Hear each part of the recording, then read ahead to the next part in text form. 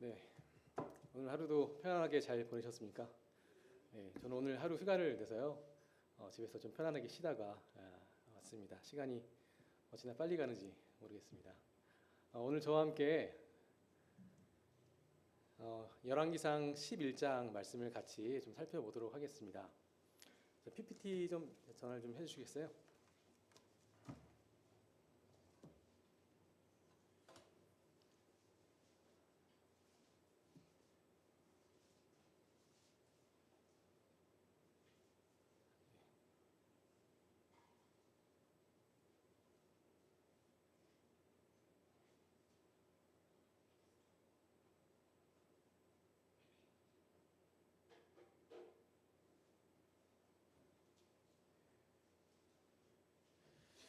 네.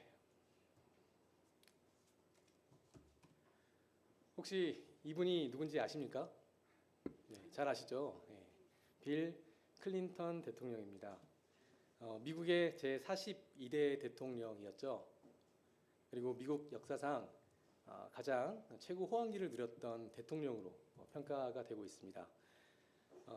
또 국제적으로도 굉장히 그 미국의 위상을 높이는 그의 높이기도 했었고 현명한 정치가라는 평가를 받기도 했었는데요. 또 그가 그 재임 시절에 굉장히 미국의 경제적인 호황을 누렸었는데요. 클린턴 경제학이라는 용어가 불릴 정도로 아주 그의 큰 업적으로 기록되었다라고 합니다. 하지만 그의 재임 기간 중에 백악관 인턴이었던 모니카 루인스키와의 어떤 부적절한 불륜 스캔들로 인해서 큰 도덕적인 논란에 휘말리기도 했었죠. 이 사건으로 인해서 빌 클린턴 대통령은 정치적 위산에 큰 오점을 남겼고요. 탄핵안이 통과될 뻔도 했었지만 가까스로 대통령의 자리는 유지할 수 있었습니다. 제가 왜 대통령의 이야기를 드리느냐? 오늘 열왕기상 11장에 나오는 솔로몬의 이야기를 들어보시면 굉장히 많은 부분이 비슷해서 이 클린턴을 잠깐 소개를 했습니다. 이스라엘의 왕이었던 솔로몬, 또 미국의 왕이었던 빌 클린턴, 이 두 사람의 업적은 굉장히 높게 평가되긴 하지만 이 두 사람의 말년은 그들의 잘못된 의식과 또 잘못된 행동으로 결코 좋은 평가를 받지 못했습니다. 네, 열왕기상 11장을요 같이 이런 관점에서 한번 같이 살펴보면서 말씀을 교독하도록 하겠습니다. 네, 열왕기상 11장입니다. 제가 1절 읽을 테니까요 같이 교독해서 읽도록 하겠습니다. 솔로몬 왕이 바로의 딸 외에 이방의 많은 여인을 사랑하였으니 곧 모압과 암몬과 에돔과 시돈과 헷 여인이라.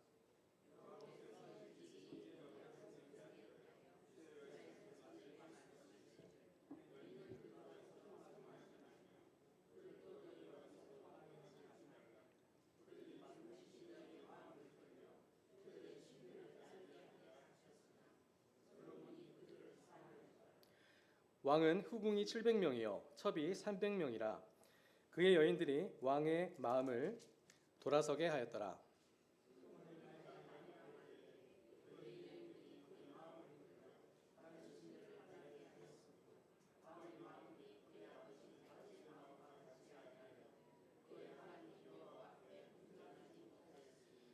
이는 시돈 사람의 여신 아스다롯을 따르고 암몬 사람의 가증한 밀곰을 따름이라.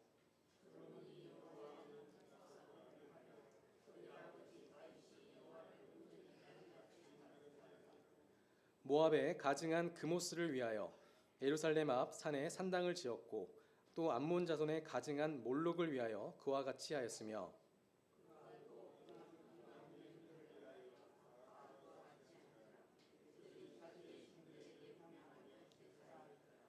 솔로몬이 마음을 돌려 이스라엘의 하나님 여호와를 떠남으로 여호와께서 그에게 진노하시니라. 여호와께서 일찍이 2번이나 그에게 나타나시고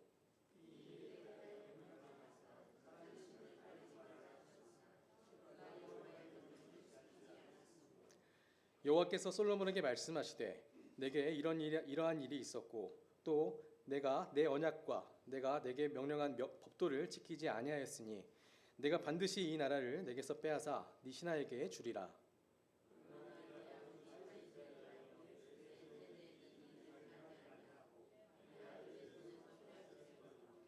오직 내가 이 나라를 다 빼앗지 아니하고 내 종 다윗과 내가 택한 예루살렘을 위하여 한 지파를 내 아들에게 주리라 하셨더라.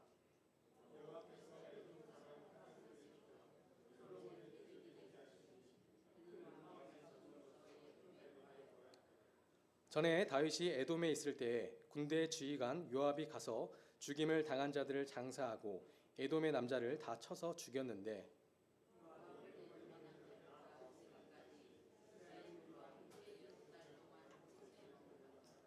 그때의 하닷은 작은 아이라 그의 아버지 신하 중 에돔 사람 몇몇과 함께 도망하여 애굽으로 가려하여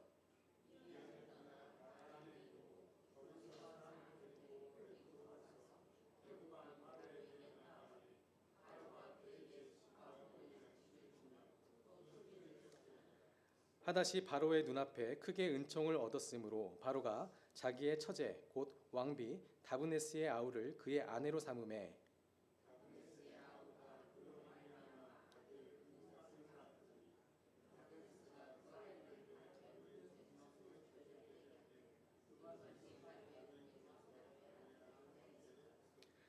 하닷이 애굽에 있어서 다윗이 그의 조상들과 함께 잔 것과 군대 지휘관 요압이 죽은 것을 듣고 바로에게 아뢰되 나를 보내어 내 고국으로 가게 하옵소서.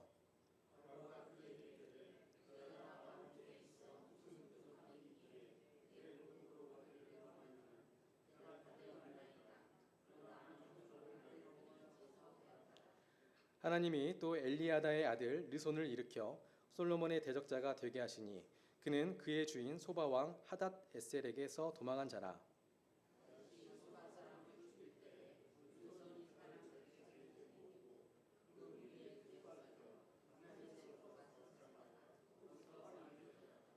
솔로몬의 일평생에 하닷이 끼친 환난 외에 르손이 수리아 왕이 되어 이스라엘을 대적하고 미워하였더라.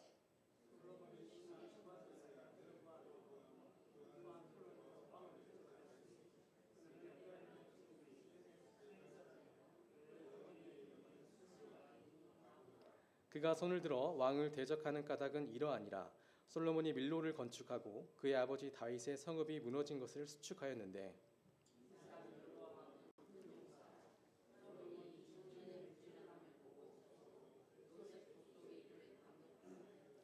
그 즈음에 여로보암이 예루살렘에서 나갈 때에 실로 사람 선지자 아이야가 길에서 그를 만나니 아이야가 새 의복을 입었고 그 두 사람만 들에 있었더라.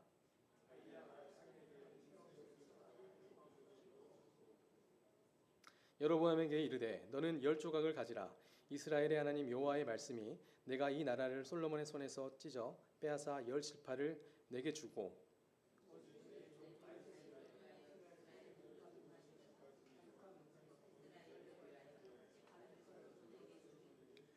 이는 그들이 나를 버리고 시돈 사람의 여신 아스다롯과 모압의 신 그모스와 암몬 자손의 신 밀곰을 경배하며 그의 아버지 다윗이 행함 같지 아니하여 내 길로 행하지 아니하며 나 보기에 정직한 일과 내 법도와 내 율례를 행하지 아니함이니라.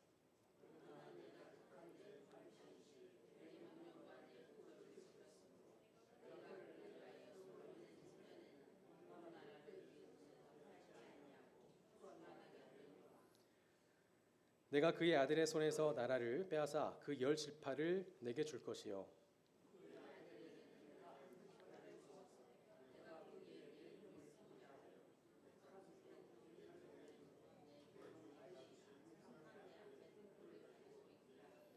내가 너를 취하리니 너는 내 마음에 원하는 대로 다스려 이스라엘 위에 왕이 되되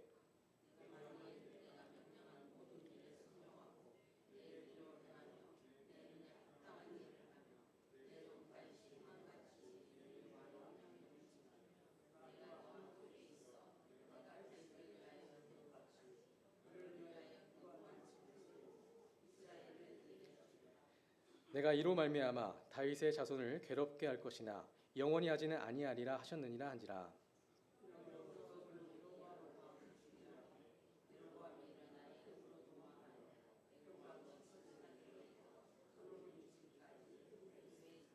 솔로몬의 남은 사적과 그의 행한 모든 일과 그의 지혜는 솔로몬의 실록에 기록되지 아니하였느니라.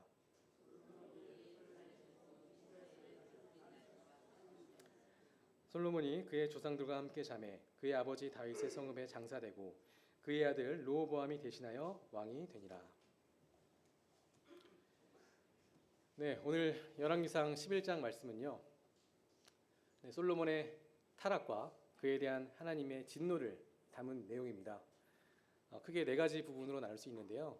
1절에서 8절은 솔로몬의 타락, 그리고 9절에서 13절은 하나님의 진노와 예고된 심판, 14절에서 40절까지는 솔로몬의 대적의 등장, 그리고 마지막 41절부터 43절까지는 솔로몬의 죽음에 대해서 이야기를 하고 있습니다. 오늘 말씀의 주제는요. 6절에 있는 솔로몬이 여호와의 눈앞에서 악을 행하며, 여호와의 눈앞에서라고 좀 제목을 지어봤습니다. 이런 관점에서 같이 한번 살펴보도록 하겠습니다. 우리는 그 지난 시간에 열왕기상 10장을 통해서요. 이 솔로몬의 지혜와 부가 절정으로 다다른 것을 볼 수가 있었는데요. 이 세상의 어떠한 왕보다도 훨씬 뛰어났다라고 열왕기상 10장 23절에서 말씀하고 계셨죠. 그런데요. 11장에 와서는 그 10장에서 보였던 그 위대한 솔로몬의 모습은 전혀 찾아볼 수가 없었습니다. 10장의 솔로몬과 우리 방금 읽었던 11장의 솔로몬이 과연 동일 인물일까라는 의구심이 들 정도로 굉장히 다른 모습을 보이고 있는 거죠. 솔로몬은 이제 우상 숭배를 시작하면서 하나님과의 관계가 멀어짐을 우리는 살펴보았습니다. 그리고 솔로몬의 악행으로 인해서 하나님은 그의 나라가 분열될 것을 예고하고 계시죠. 도대체 왜 10장에서 그 세상 누구보다도 지혜롭고 뛰어나고 흠이 없었던 그가 도대체 솔로몬에게 무슨 일이 일어났는지 우리 한번 함께 우리 11장을 통해서 어떤 교훈을 받을 수 있을지 같이 한번 살펴보면 좋을 것 같습니다. 9절은 전체를 다 다루기는 어려울 것 같고요. 1절부터 13절까지 말씀을 통해서 나누도록 하겠습니다. 1절과 2절을 다시 한번 살펴보도록 하겠습니다. 솔로몬 왕이 바로의 딸 외에 이방의 많은 여인을 사랑하였으니 여호와께서 일찍이 이 여러 백성에 대하여 이스라엘 자손에게 말씀하시기를 너희는 그들과 서로 통혼하지 말며 그들도 너희와 서로 통혼하게 하지 말라. 그들이 반드시 너희의 마음을 돌려 그들의 신들을 따르게 하리라 하셨으나 솔로몬이 그들을 사랑하였더라. 자, 솔로몬은 자신의 왕국을 강화하기 위해서요. 3장에서 열왕기상 3장에서 바로의 딸과 정략적인 결혼을 했었습니다. 애굽의 사위가 되었던 솔로몬은 애굽과의 우호적인 관계 속에서 더욱더 그의 이스라엘 왕국이 굳건해지고 강화되는 것을 이제 보게 되었던 거죠. 그렇기 때문에 솔로몬은 이 여러 이방 민족들의 여인들을 아내로 삼아서 더욱더 그의 왕권이 강화되기를 원했습니다. 하지만 그 방법은 하나님께서 허락하셨던 지혜가 아니었죠. 그리고 그러한 솔로몬의 전략은 결국에 그것이 잘못된 판단임을 우리는 알 수가 있습니다. 잠언 31장 3절에서 솔로몬의 어머니가 그에게 이렇게 경고하셨습니다. 내 힘을 여자들에게 쓰지 말며 왕들을 멸망시키는 일을 행하지 말지어다. 그리고 이스라엘 백성이 출애굽한 후에 가나안 땅 점령을 앞두고 하나님께서 백성들에게 경고하신 말씀이 있습니다. 신명기 7장 1절부터 4절까지인데요. 내 하나님 여호와께서 너를 인도하사 내가 가서 차지할 땅으로 들이시고 내 앞에서 여러 민족 헷 족속과 기르가스 족속과 아모리 족속과 가나안 족속과 브리스 족속과 히위 족속과 여부스 족속 곧 너보다 많고 힘이 센 7 족속을 쫓아내실 때에 내 하나님 여호와께서 그들을 내게 넘겨 내게 치게 하시리니 그때 너는 그들을 진멸할 것이라. 그들과 어떤 언약도 하지 말 것이라. 그들을 불쌍히 여기지도 말며 또 그들과 혼인하지도 말지니 내 딸을 그들의 아들에게 주지 말 것이요 그들의 딸도 내 며느리로 삼지 말 것은 그가 내 아들을 유혹하여 그가 여호와를 떠나고 다른 신들을 섬기게 함으로 여호와께서 너에게 진노하사 갑자기 너희를 멸하실 것임이니라 라고 이야기를 하고 계셨죠. 자, 왜 솔로몬은 그의 어머니와 하나님이 그토록 이방 여인들과 결혼을 하지 말라고 이렇게 경고하셨을까요? 사실 결혼이라는 것이 단순히 이 두 사람의 사랑만으로 사는 것이 아니죠. 흔히들 결혼이라는 것은 집안과 집안의 만남이라고도 이야기를 합니다. 상대방의 어떤 문화나 또 관습이나 상대방의 종교를 이해하고 또 사랑하고 포용하면서 그것을 인정하게 되면서 그것으로 인해서 우리가 가지고 있는 신앙이 변질될 수가 있죠. 하지만 솔로몬은 어머니의 경고도 또 하나님의 경고도 귀 기울이지 않았습니다. 솔로몬은 오직 그의 권력의 강화를 위해서 이방 여인들을 더욱더 사랑하게 되었던 거죠. 세상의 그 어떠한 왕보다 지혜롭고 뛰어났던 솔로몬이었지만 중이 제 머리를 깎지 못한다는 말처럼 그의 지혜는 그 자신에게는 적용되지 못했습니다. 네, 솔로몬의 아내들에 관한 이야기입니다. 3절입니다. 왕은 후궁이 700명이요 첩이 300명이라 그의 여인들이 왕의 마음을 돌아서게 하였더라. 네, 세 번역에는 그 아내들이 그의 마음을 사로잡았다라고 되어 있습니다. 솔로몬이 1000명이나 되는 그 여인들을 정말로 사랑해서 그들 옆에 두었을까요? 저도 이제 아이들이 3명이잖아요. 아이들이 3명인데 가끔씩 이름을 부를 때마다 헷갈리거든요. 가끔 틀리기도 하고요. 하물며 이 솔로몬의 후궁과 첩이 낳았던 아이들이 얼마나 많겠어요. 그 이름조차도 사실 기억하지 못했을 것 같거든요. 이 고대 왕들에게는요, 그 당시에 첩이 많다라는 것은 그들에게 부와 권세를 상징했다라고 합니다. 솔로몬은 이미 부유했었고 또 그가 굉장히 광대한 왕국을 만들었었지만 그의 욕심은 끝이 없었던 거죠. 신명기 17장 17절에서 하나님은 이렇게 말씀하고 계십니다.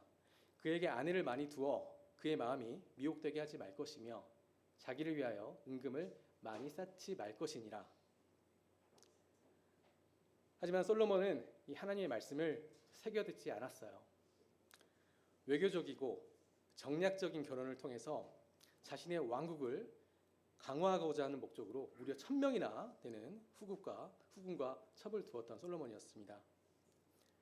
하지만 후궁과 첩에 의해서 그의 왕국이 멸망하게 될 것이라는 것을 생각하지 못했겠죠. 물론 이제 그 당시에는 일부 다처제가 흔한 일이긴 했습니다.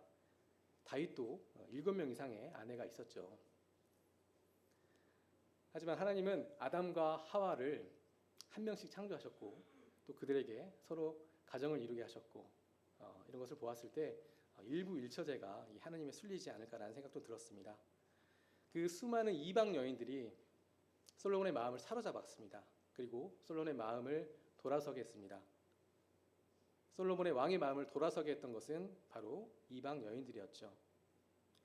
우리를 유혹하고 또 미혹하고 우리의 마음을 사로잡는 것들, 돌아서게 하는 것들이 무엇이 있을까요? 이 질문에 대해서 제가 생각을 해봤는데요. 저는 딱 생각나는 게 돈이 제 마음을 사로잡고 있더라고요. 좋은 데도 가고 싶고 또 좋은 것도 먹고 싶고 여행도 다니고 싶고 좋은 차도 타고 싶고 다들 이런 마음이 있었겠지만 아무래도 회사에 묶여 있다 보니 월급은 제한적이고 그러다 보니 다른 곳에 돈이 있는 곳에 눈이 가고 마음이 가는 것 같다는 생각이 들었습니다. 뭔가 이제 퇴직하는 것도 뭔가 아주 먼 얘기처럼 느껴졌는데요. 제 옆에 계시는 분이 이제 이번 달 마지막으로 이제 퇴직을 하시거든요. 이제 그런 선배들도 보면서 마음이 굉장히 싱숭생숭합니다. 나도 이제 얼마 남지 않았구나. 저도 한 10년이 좀 더 남은 것 같아요.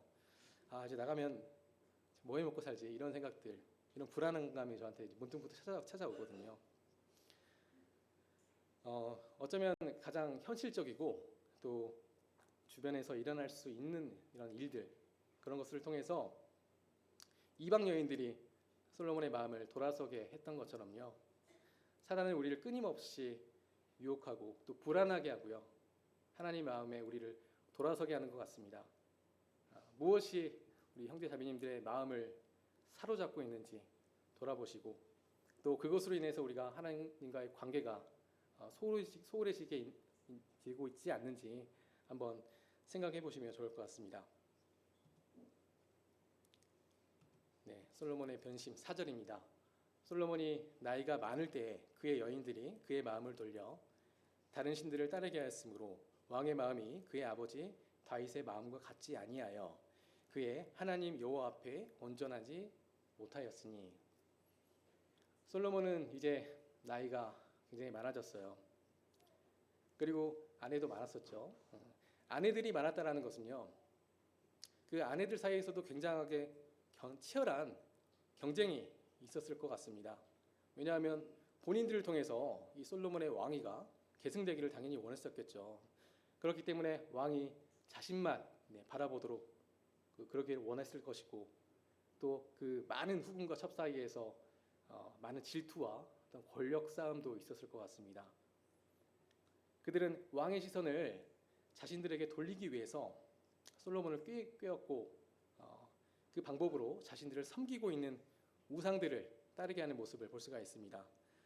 젊은 시절의 솔로몬은 누구보다도 위대하고 지혜로웠지만 노년이 된 솔로몬의 판단력은 흐려졌고 유혹에도 쉽게 넘어지는 모습을 보이고 있습니다.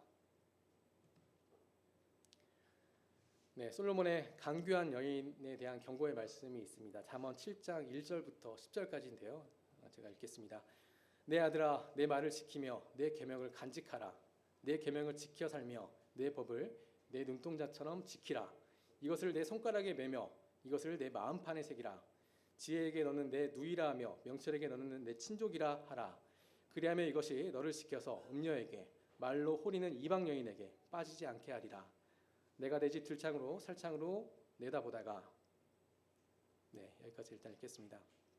이 강교한 여인에 대해서 경계하고 조심하라는 솔로몬의 말과 이 아내들의 꾀에 넘어가서 이 넘어가는 솔로몬의 행동이 얼마나 아이러니한지 모르겠습니다. 솔로몬은 다윗만큼 하나님 앞에 온전하지 못했습니다. 네, 다윗은요 열왕기상 2장에서 마지막으로 솔로몬에게 이렇게 유언을 했었죠. 2장 3절에서 내 하나님 여호와의 명령을 지켜라. 그 길로 행하고 그 법률과 계명과 율례와 증거를 모세의 율법에 기록된 대로 지키라. 그리하면 네가 무엇을 하든지 어디로 가든지 형통할지라. 네, 하지만 이 솔로몬은 다윗의 이 마지막 유언을 잘 지키는 듯 했지만 그 유언을 끝까지 붙잡지는 못했습니다. 네, 솔로몬이 나이가 많아졌다라고 이야기를 했었죠. 이 나이가 들어간다라는 것은 물론 육신적으로 나약해지고 연약하는 부분도 있긴 하겠지만 우리가 아무래도 그동안 살아온 생애들을 통해서 통찰력도 생기고요. 인생의 지혜가 어쩌면 더 풍부해지는 것을 우리는 알 수 있잖아요. 그리고 물론 개인마다 차이가 있긴 하지만 나이가 들면 뭐가 세지죠? 네, 뭐가 세지죠? 고집이 세지죠. 네, 똥고집이라고 하죠. 네, 똥고집이 세집니다. 저희 회사에도요. 뭐 아까 제가 말씀드렸던 그 옆에 계신 그 이제 분과 어떤 문제에 대해서 의견을 이렇게 이야기를 하면요, 제 의견을 물어보거든요. 근데 제가 그 이야기를 하면 어떤 의견을 이야기하면 그 이야기를 반박해요. 그리고 결국 자신이 주장하고 생각하는 것에 대해서 답변을 항상 왜 물어보는지 모르겠어요. 이런 거를 우리는 흔히 답정너라고 하죠. 답은 정해져 있으니까 너는 그냥 대답만 하면 돼. 네, 솔로몬은 나이가 들어감에도 불구하고 그 신앙의 고집은 단단해지지 않았고요. 오히려 쉽게 허용하고 받아들이는 정말 이해가 되지 않는 모습을 보이고 있습니다. 이런 솔로몬의 모습을 통해서 우리에게 필요한 신앙의 모습을 같이 한번 살펴보면 좋을 것 같습니다. 요즘에는 그 많은 사람들이 우리의 신앙의 모습이 더 자유롭고 또 하나님 중심이 아니라 나 중심의 신앙의 모습을 보이고 있는 것 같습니다. 고리타분하고 또 융통성 없는 그런 신앙은 벗어버리고요. 좀 더 대중적이고 좀 더 모던한 신앙의 모습을 쫓고 있는 건 아닌가라는 생각이 들었습니다. 하지만 이럴 때일수록 우리에게 필요한 것은 더 고집스럽고 또 어쩌면 융통성 없게 보이는 믿음과 신앙의 고집이 필요하다고 생각이 들었습니다. 솔로몬은 신앙의 고집이 약해졌고요. 또 그 약해진 틈 사이로 죄가 꾀해졌고 다른 신들을 결국엔 따르게 되었죠. 네, 이 하레디라고요. 이스라엘에 있는 그 유대교의 근본주의 단체이라고 합니다. 유대 율법에 가장 충실한 초정통파 그룹이라고 하는데요. 이들은 유대교의 율법이 세상의 법보다 훨씬 우선한다라고 생각을 하고 있어요. 그리고 남성들은 한평생 토라와 탈무드를 공부하면서 지내고 그것을 삶의 중심으로 둔다라고 합니다. 그러니까 대부분의 일은 이제 그 여자들이 가장 역할을 한다라고 하고요. 그래서 탈무드 하나만 가지고 있으면 평생을 살아갈 수 있는 지혜와 배움을 얻는다라고 생각하고 있다라고 해요. 그리고 평균 출산율이 무려 6명에서 7명이라고 합니다. 그렇기 때문에 이스라엘 인구의 약 12%에서 15%를 차지한다고 하는데요. 이제 인구가 계속 증가하다 보니까 어떤 이제 사회적인 문제들 이런 것들도 발생하고 있다라고 합니다. 우리가 이런 극단적인 모습을 취하지는 않더라도요. 이들이 품고 있고 가치 있다고 믿고 생각하는 것들을 고집스럽게 지켜나가는 것을 보게 될 때 우리도 이 하나님 말씀에 절대로 타협이 있어서는 안 된다. 그리고 고집스럽게 하나님의 말씀을 지켜야 한다는 것을 좀 생각을 하게 되었습니다. 네, 5절 보겠습니다. 이는 시돈 사람의 여신 아스다롯을 따르고 암몬 사람의 가증한 밀곰을 따름이라. 솔로몬이 여호와의 눈앞에서 악을 행하여 그의 아버지 다윗이 여호와를 온전히 따름같이 따르지 아니하고. 이 아스다롯과 밀곰인데요. 이 아스다롯은요, 이 가나안인들이 섬기던 풍요의 여신이라고 합니다. 성적 사랑과 다산을 위해서 숭배되었던 우상이라고 하네요. 그래서 이 여신을 위한 제사는 항상 이 음란한 행위가 의식의 순서로 따랐다고 합니다. 그리고 여기 옆에 있는 밀곰은요, 암몬의 민족 신인인데요. 이 어린아이를 희생제물로 바치는 제사로 유명했다라고 합니다. 솔로몬이 여호와의 눈앞에서 악을 행했습니다. 죄를 지을 때는 우리는 하나님이 없는 것처럼 행동을 하죠. 하나님이 보지 않을 것이다. 어쩌면 그것조차도 인지하지 못한 채 우리는 죄를 짓고 살아가는 것 같기도 합니다. 솔로몬이 행했던 악행은 하나님 앞에서 눈앞에서 행해졌다라고 합니다. 하나님 눈앞에서 행해지는 악행, 그것이 얼마나 큰 죄인지 솔로몬은 알지 못했습니다. 네. 여호와의 눈에 대해서 잠깐 다른 말씀들을 살펴보도록 하겠습니다. 잠언 15장 3절 말씀입니다. 여호와의 눈은 어디서든지 악인과 선인을 감찰하시느니라. 하나님은요, 우리를 어디서든지 감찰하시죠. 눈에 보이는 행위뿐만 아니라 눈에 보이지 않는 마음과 생각과 뜻을 살피시고 하나님 앞에 드러나지 않는 것이 하나도 없음을 우리는 기억해야 합니다. 잠언 5장 21절입니다. 대저 사람의 길은 여호와의 눈앞에 있나니 그가 그 사람의 모든 길을 평탄하게 하시느니라. 우리가 어디에 있든지 또 무엇을 하든지 여호와의 눈앞에서 우리를 두시고 우리가 가는 모든 길을 은혜 가운데 평탄하게 하시는 여호와이심을 볼 수가 있습니다. 또 신명기 11장 9절부터 12절 말씀인데요. 여호와께서 너희의 조상들에게 맹세하여 그들과 그들의 후손에게 주리라고 하신 땅, 곧 젖과 꿀이 흐르는 땅에서 너희의 날이 장구하리라. 내가 들어갈 차지하려 하는 땅은 내가 나온 애굽 땅과 같지 아니하니 거기에서는 너희가 파종한 후에 발로 물대기를 채소밭에 댐과 같이 할 거니와 너희가 건너가서 차지할 땅은 산과 골짜기가 있어서 하늘에서 내리는 비를 흡수하는 땅이요 내 하나님 여호와께서 돌보아 주시는 땅이라. 연초부터 연말까지 내 하나님 여호와의 눈이 항상 그 위에 있느니라. 자, 이제 모세는 그 이스라엘 백성들에게 이제 너희가 들어갈 땅은 400년 동안 살았던 애굽 땅과는 다를 것이다라고 이야기를 하고 있어요.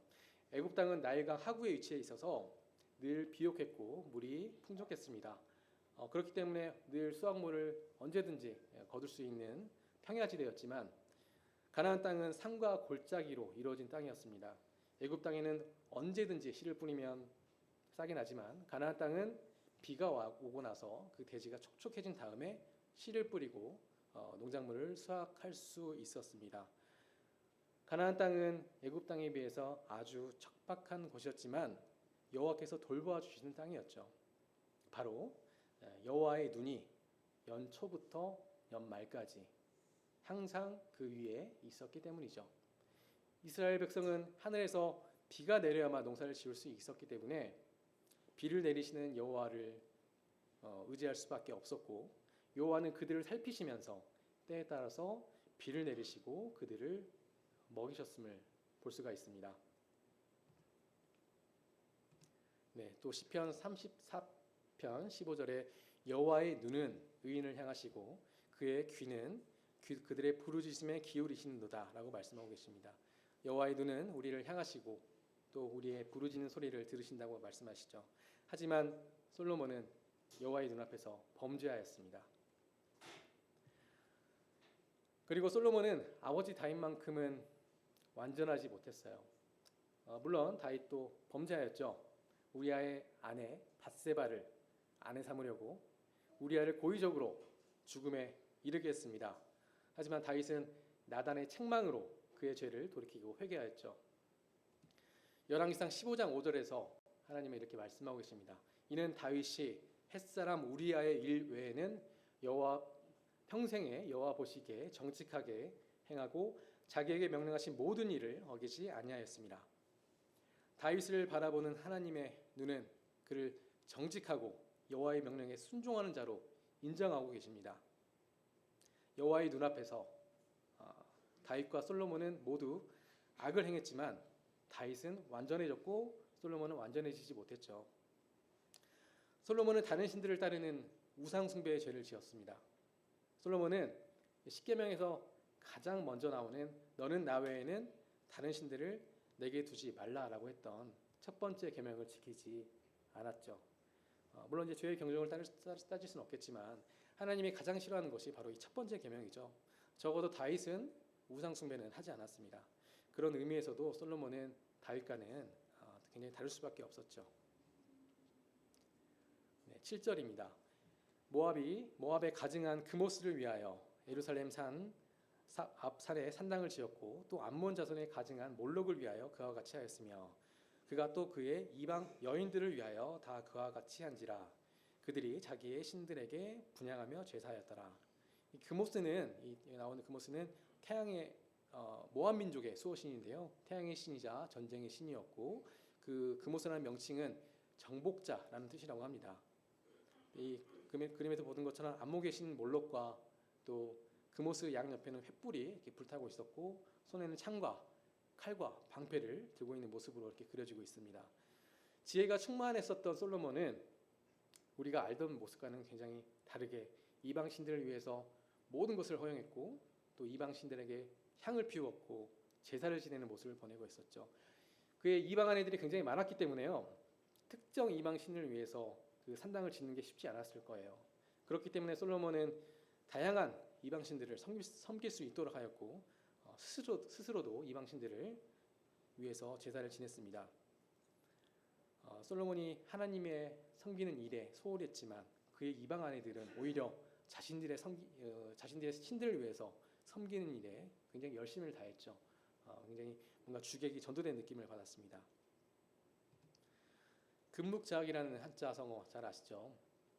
먹을 가까이 하다 보면 어느새 자신도 모르게 검어진다라는 뜻입니다. 공부 잘하는 친구들과 우리 같이 어울리다 보면 나도 모르게 성적이 오르게 되고 나쁜 행동을 하는 친구들과 어울리다 보면 나도 모르게 나쁜 행동을 하는 경험들이나 아니면 주변에서 그런 경험들을 보셨겠죠.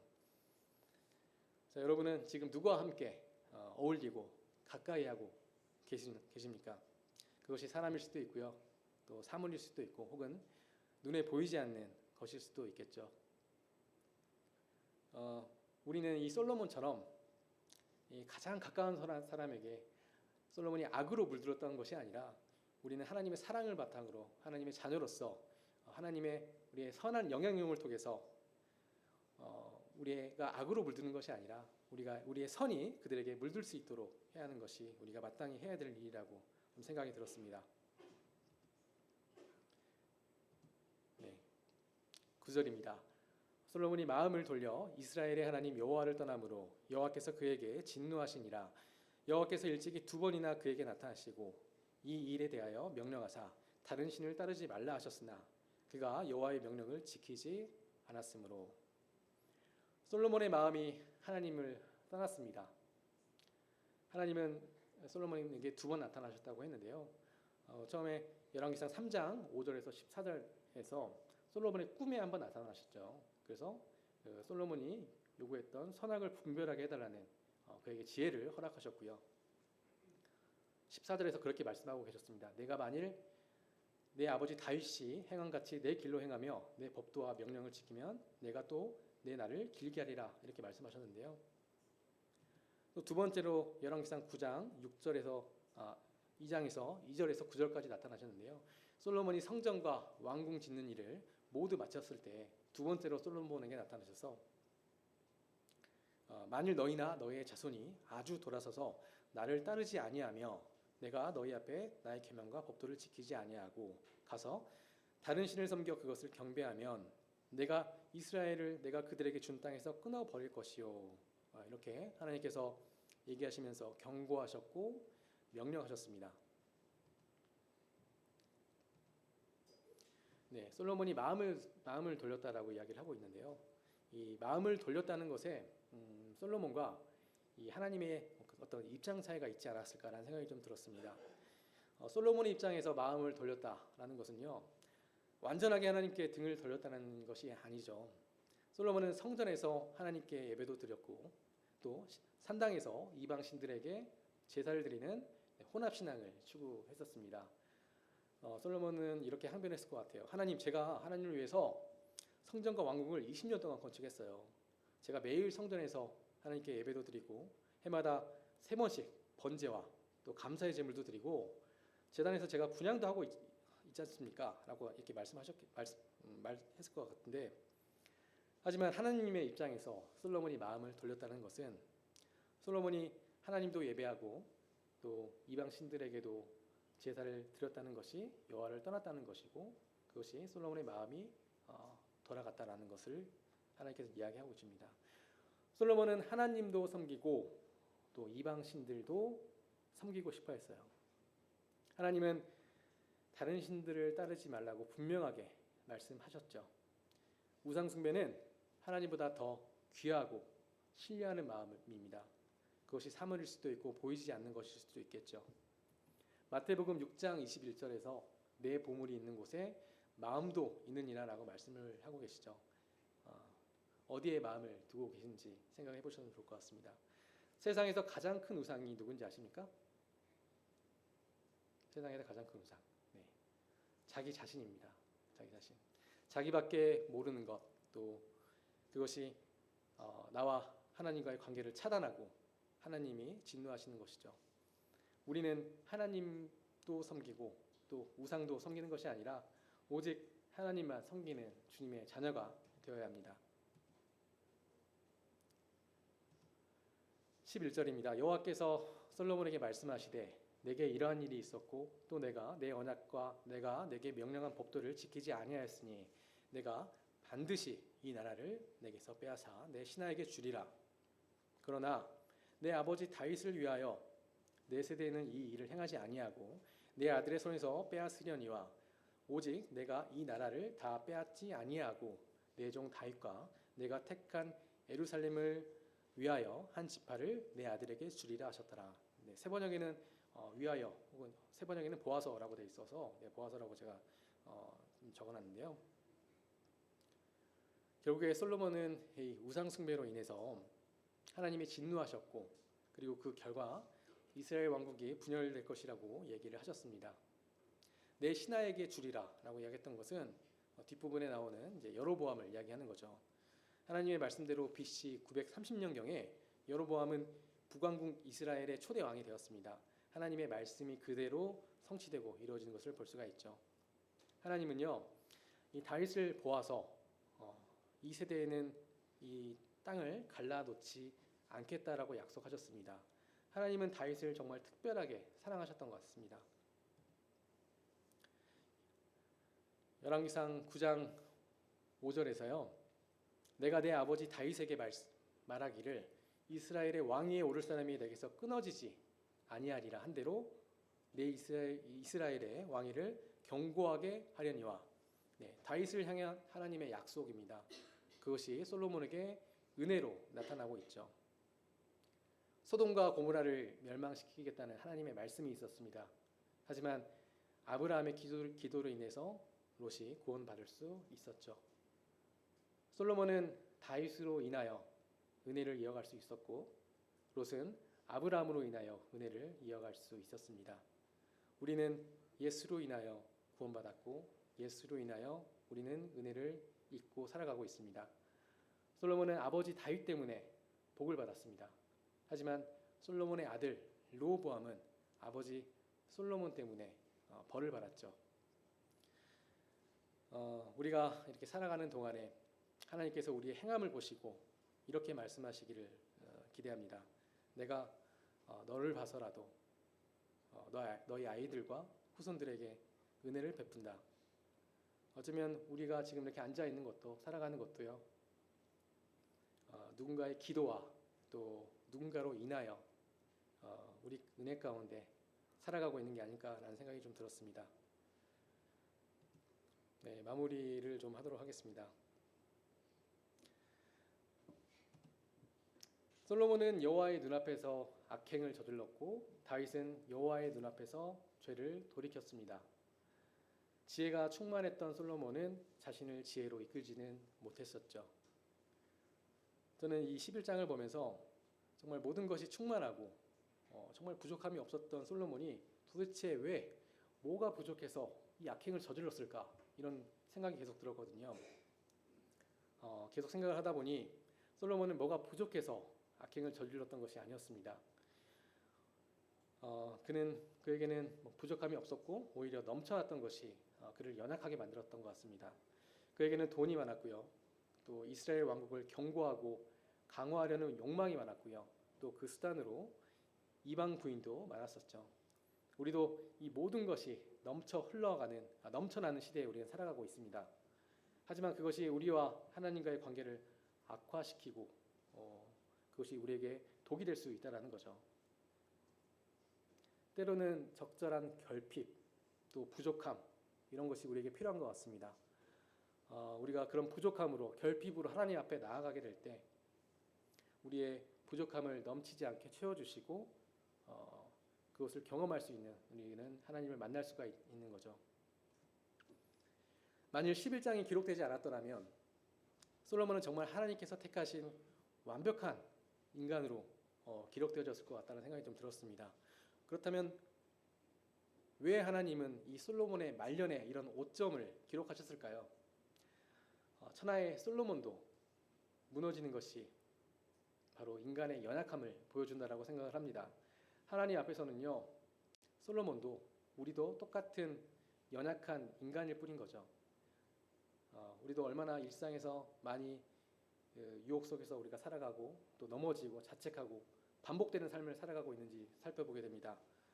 솔로몬도 다윗도 우리도 모두 연약한 인간이기 때문에요. 우리는 연약함을 인정하고 하나님 앞에서 나아가야 합니다. 각자 하나님 앞에서 연약한 부분들이 다르겠죠. 어떤 탐욕도 있을 것이고 또 성적인 부분도 있을 것이고요. 우리가 그 연약함을 가지고 하나님 앞에 고백하고 나아가게 될 때 하나님께서는 우리에게 지혜를 주시고 우리의 연약함을 강인함으로 또 변화시켜 주실 것을 믿습니다. 솔로몬이 처음부터 우상 숭배를 시작했던 건 아니었죠. 그의 말년에 틈이 벌어지고 죄가 들어오게 되었습니다. 여호와의 눈은 어디서든지 악인과 선인을 감찰하시느니라. 아까 우리 잠언에 봤던 말씀인데요. 솔로몬은 여호와의 눈앞에서 그를 감찰하시는 여호와를 보지 못했습니다. 항상 여호와의 눈은 우리를 지켜보고 계시죠. 이것이 우리를 감시하는 것이 아니죠. 여호와의 눈앞에서 악인은 두려움을 느끼지만 여호와의 눈앞에서 하나님의 자녀는 그분의 보호하심과 인도하심을 느낄 수 있습니다. 우리가 여호와의 눈과 가까울수록 우리는 여호와의 눈을 통해서 세상을 바라보게 될 것이고요. 또 여호와의 눈으로 자녀를 바라볼 수 있게 될 것입니다. 여러분 여호와의 눈앞에서 무엇을 행하시겠습니까? 네, 기도하고 마치도록 하겠습니다.